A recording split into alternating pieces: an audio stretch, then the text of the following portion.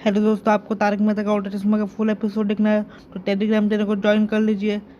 आपको link description में मिल जाएगी और फुल एपिसोड आप देख सकते हैं वहाँ पे। अंजलि, सुबह पता है ना, बॉस ने अपनी वाइफ के बर्थ सर्टिफिकेट के लिए कैसा दिमाग खराब कर दिया था मेरा। उसके बाद उसी सर्टिफिकेट के लिए बॉस ने पूरे ऑफिस को सर पे उठा लिया। सब लोग ढूंढ रहे थे, फिर मिला। और पता है कहाँ मिला? कहाँ? बॉस के घर पे, बॉस की अलमारी से। तो अच्छा है ना, बर्थ सर्टिफिकेट मिला। हाँ? तो ये गड़बड़ कहाँ और कैसे हुई है? कविता?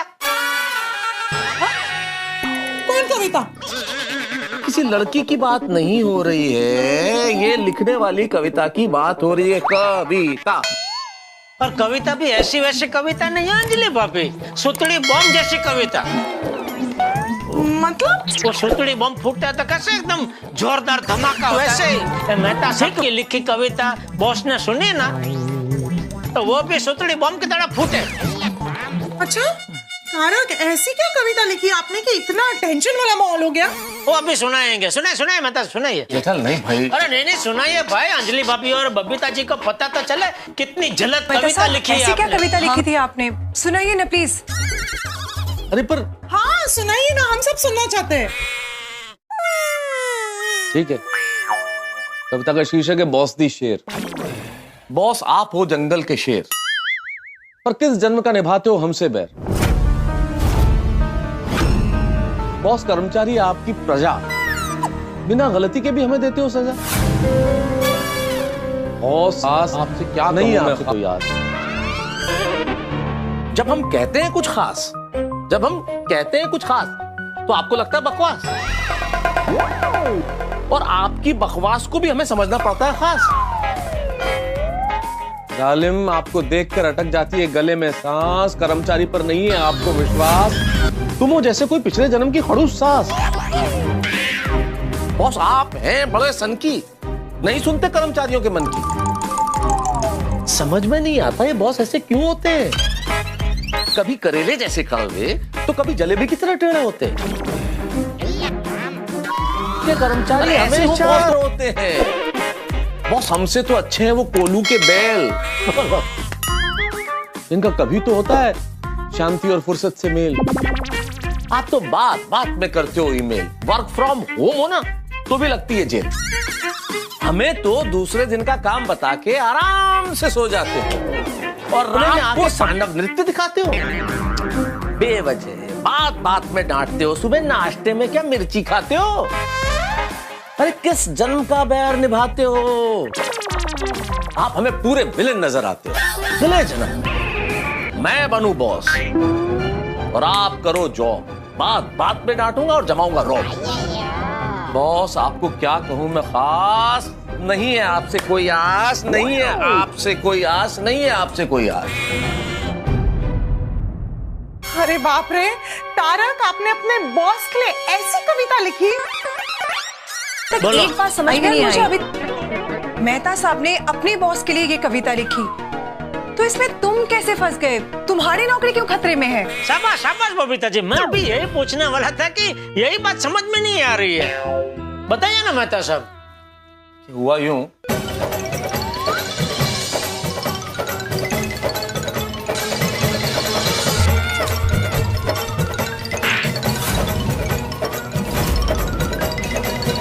मतलब आपके बॉस और अय्यर भाई के बॉस दोनों सगे दोस्त निकले?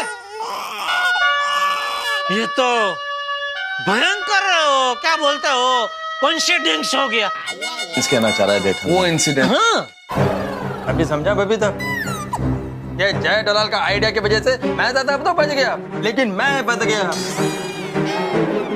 मेहता साहब के बाद शुभांकर सर को बता देगा कि मैंने उनके लिए ऐसा कविता लिखवाया है। ये सुन के तो शुभांकर सर को हाँ बबीता, यही सोच सोच कर मेरे को टेंशन हो रहा है। यार once again really very sorry. नहीं मेहता साहब, आप सारी क्यों बोलते हैं? इसमें आपका क्या गलती है?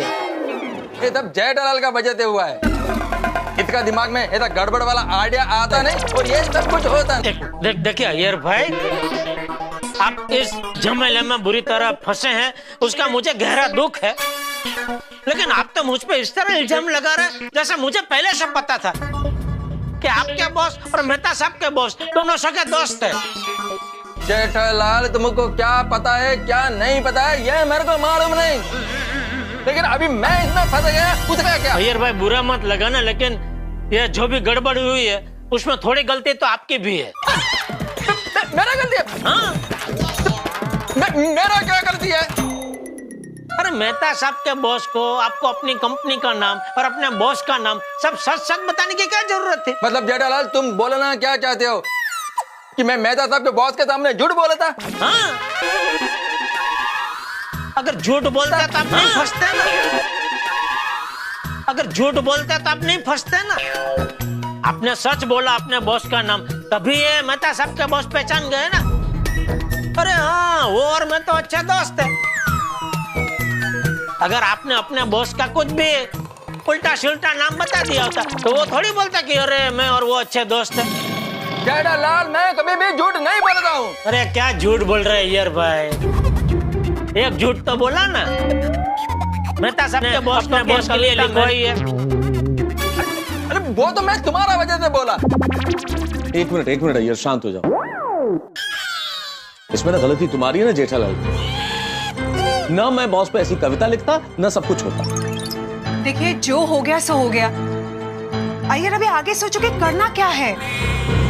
जो दुनिया में किसी के साथ नहीं होता ना, वो गोकुलधाम वासियों के सपने में भी नहीं सोच सकता कि तारक और अय्यर भाई के बॉस स्कूल के फ्रेंड्स निकलेंगे।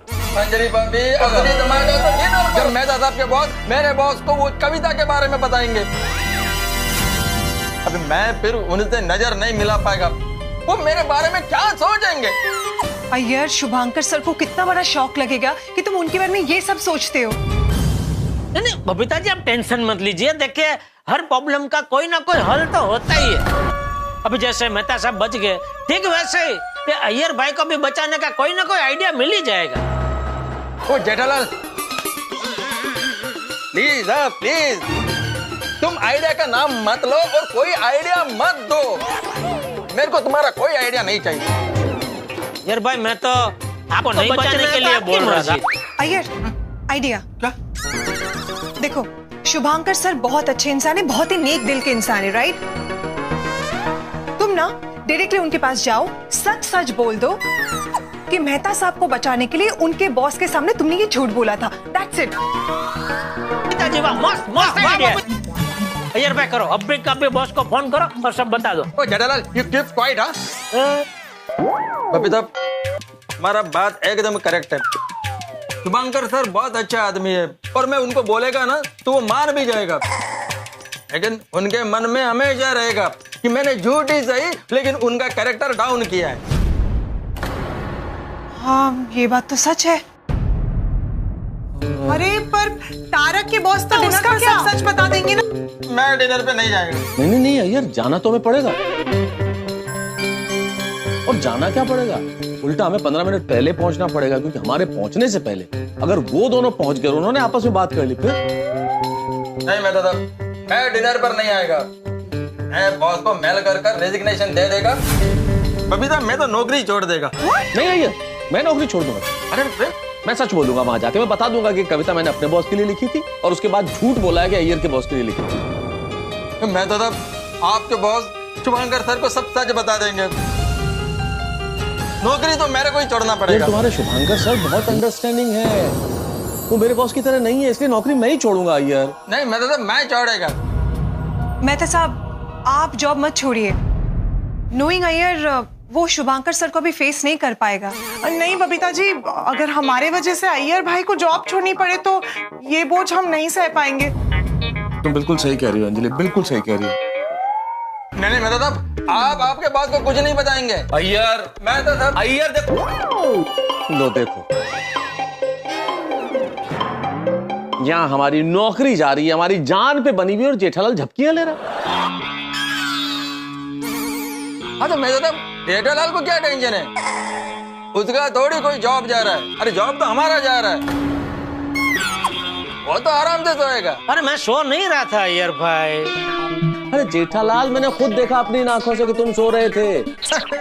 मेहता साहब मैं सो नहीं रहा था, मैं आंखें बंद करके सोच रहा था कि इस प्रॉब्लम में से निकलने का क्या रास्ता हो सकता है। मिला कोई रास्ता मिला? फिर मिला ना। क्या? वो मैं बताऊंगा, लेकिन पहले थोड़ा हम गर्मा गर्म भुजिया खाते हैं, थोड़ा शबली रसन करते हैं, उसके बाद बताऊंगा। जेठालाल, इधर मेरा नौकरी जा रहा हूँ, तुमको भजिया खाना है? अरे यार भाई, किसी की नौकरी नहीं जा रही है भाई, मस्त आइडिया मिल गया है। तो चाहिए मैं अभी फोन करके गर्मा गर्म भजिया का पार्सल मंगा लेता हूँ। नहीं जेठा जी, मैं घर पे बना देती हूँ। अरे बबीता जी, आप क्यों तकलीफ ले रहे हो? अभी आ जाएगा पार्सल मस्त। इट्स ओके जेठा जी, भजिया आने में बहुत टाइम लग जाएगा, घर में जल्दी बन जाएगा। अरे बबीता जी, मैं भी आपकी हेल्प करती हूँ, आइए।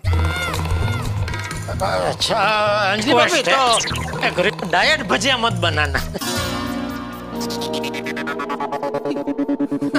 जेठालाल, भजिया तो जो भी होगा वो डाइट हो ही नहीं सकता ना, वो तो तेल में तला जाता है। हाँ। चलिए। हाँ। वो मुझे पता है मेहता साहब, लेकिन अंजलि भाभी का भरोसा नहीं ना। ठीक बात। मेहता साहब, मेरे को पहले जेठालाल पर जितना गुस्सा नहीं आ रहा था ना, उससे डबल गुस्सा अभी आ रहा है। अय्यर भाई देखिए, गुस्सा है ना, वो सेहत के लिए हानिकारक होता है, इसलिए आप एक काम कीजिए, आप आंख बंद कीजिए, थोड़ा प्राणायाम कीजिए और मन और मगज को थोड़ा शांत कीजिए। क्या अगर आपका मगज शांत होगा ना, तो आपको आड़ा उड़ा विचार नहीं आएगा। बराबर ना मेहता साहब? नहीं, वो तो बराबर है, लेकिन ये बताओ भाई, आइडिया क्या है? प्लीज जेठालाल। तो फिर वही बात मेहता साहब, जरा भजिया आ जाना दो, सब्र करो थोड़ा, सब्र का फल मीठा होता है। बैठिए बैठिए बैठिए बैठिए बैठिए। अय्यर भाई, धुनी दिखाइए। मैंने बोला ना, आंख बंद करके ऊंडा ऊंडा श्वास लेके थोड़ा मन और मगज थोड़ा शांत हो जाए। हाँ ठीक है।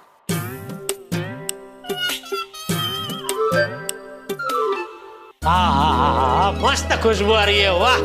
लाइए लाइए लाइए। चलिए शुरू कीजिए मेहता साहब। अय्यर भाई, नहीं, मेरे को नहीं कहा। मेरा भी मन नहीं जेठा। अरे आप दोनों नहीं खाएंगे तो मैं अकेला कैसे खा सकता हूँ? और बिना भजिया खाए तो मैं आइडिया भी नहीं बता पाऊंगा। चलो ठीक है भाई, खाते हैं। हाँ, लीजिए लीजिए। जरा मिर्ची मिर्ची देना।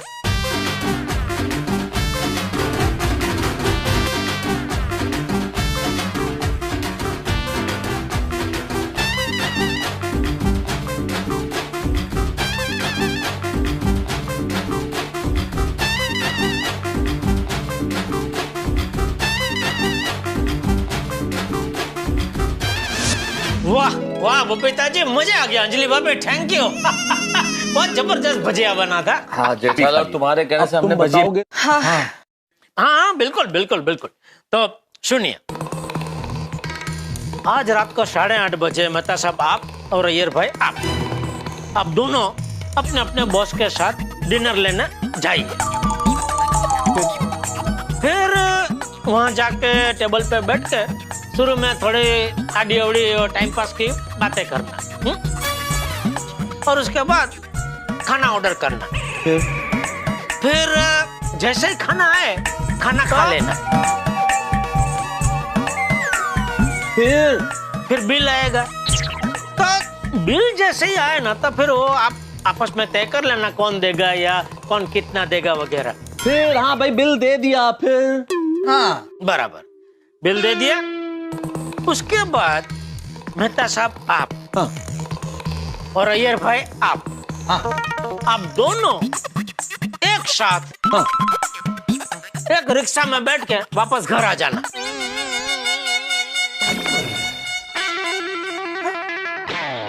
जेठालाल, इसमें मेरा नौकरी बचाने का आइडिया किधर है? हाँ जेठा जी, पर इसमें